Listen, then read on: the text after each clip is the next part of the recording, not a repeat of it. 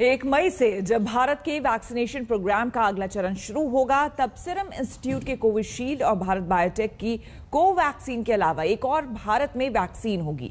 ये वैक्सीन है रूस की स्पुतनिक वी। स्पुतनिक वी को भारत में इमरजेंसी इस्तेमाल की इजाजत इसी महीने मिली है। हालांकि स्पुतनिक वी भारत के डॉक्टर रेड्डीज लैब समेत 6 मैन्युफैक्चरर्स के साथ अपना इंडिया प्लान बहुत पहले बना चुका है। ऐसे में उम्मीद की जा रही है कि स्पुतनिक वी भारत में वैक्सीन की कमी को तेजी से पूरा करेगा।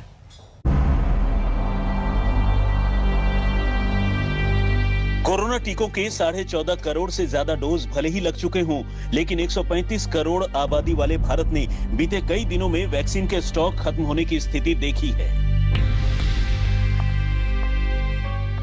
वैक्सीन के लिए लंबी लंबी कतारें और परेशान होते सीनियर सिटीजन्स हमने देखे हैं।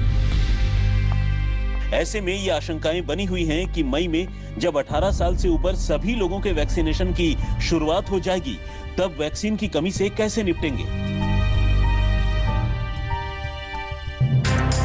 लेकिन अब एक उम्मीद रूस की वैक्सीन स्पुतनिक वी के जरिए दिख रही है।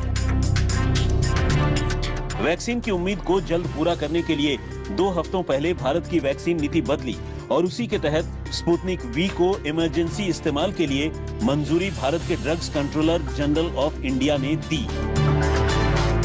स्पुतनिक वी के डोज मई से ही भारत में आने शुरू हो जाएंगे।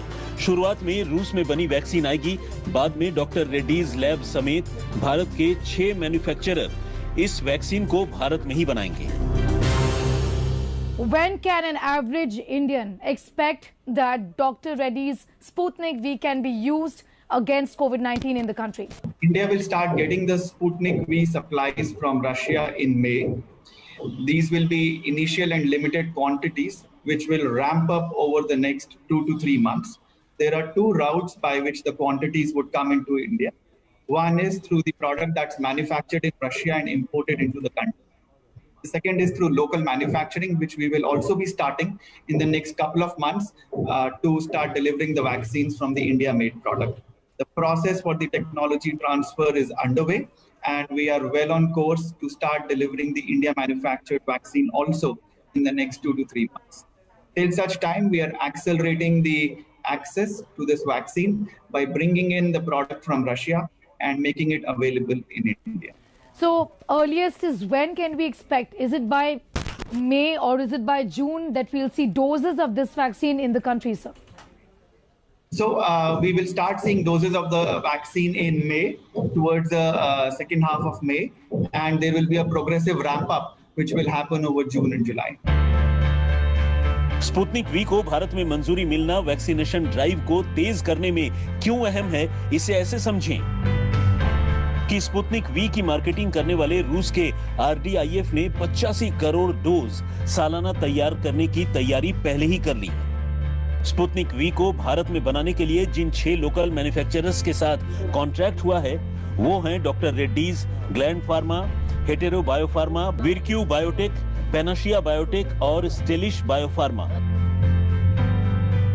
When will the Indian companies, I believe there are 6 Indian companies that are going to be manufacturing Sputnik V in India. When will this manufacturing process also really start? Yes, so the process of absorbing the technology, scaling it up, that is currently underway. I expect that the Indian manufacturing sites will start delivering Sputnik in the June-July timeframe. As you correctly pointed out, there are 6 manufacturing sites.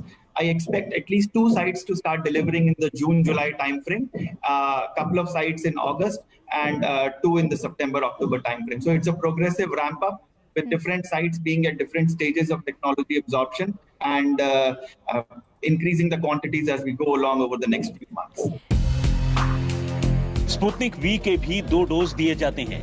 Her dose में अलग अलग vector का इस्तेमाल होता है, जिससे immunity अन्य vaccine के मुकाबले ज्यादा समय तक रहती है। दोनों डोज के बीच अंतर 21 दिनों का होता है। इसे -18 डिग्री सेंटीग्रेड पर लिक्विड फॉर्म में रखा जाता है। हालांकि फ्रीज ड्राइड फॉर्म में वैक्सीन को 2 से 8 डिग्री सेंटीग्रेड पर स्टोर करके रखा जाता है। स्पुतनिक वी को 55 से अधिक देशों में मंजूरी मिल चुकी है। स्पुतनिक वी को बनाने वाले रूस के गमालया इंस्टीट्यूट ने फरवरी में वैक्सीन के प्रभावी होने की दर 91.6% बताई थी, जो कोविशील्ड के 70% और कोवैक्सीन के 78% प्रभावी होने की दरों से काफी ज्यादा है। रूस ने दिसंबर 2020 में ही स्पुतनिक वी वैक्सीन लगानी शुरू कर दी थी, लेकिन अब जब मई से भारत में इसकी एंट्री हो रही है तो इसे वैक्सीनेशन अभियान का शुभ संकेत कह सकते हैं। स्नेहा मोरदानी के साथ आज तक ब्यूरो। हमारे लिए वक्त हो गया है एक छोटे से ब्रेक का। बने रहे हमारे साथ, देखते रहिए आज तक। नमस्कार, मैं हूं अंजना ओम कश्यप। हमें उम्मीद है ये वीडियो आपको पसंद आया होगा। लेटेस्ट खबरों के लिए यूं ही देखते रहिए आज तक, और इस वीडियो के पसंद आने पर लाइक, शेयर एंड सब्सक्राइब करना ना भूलें।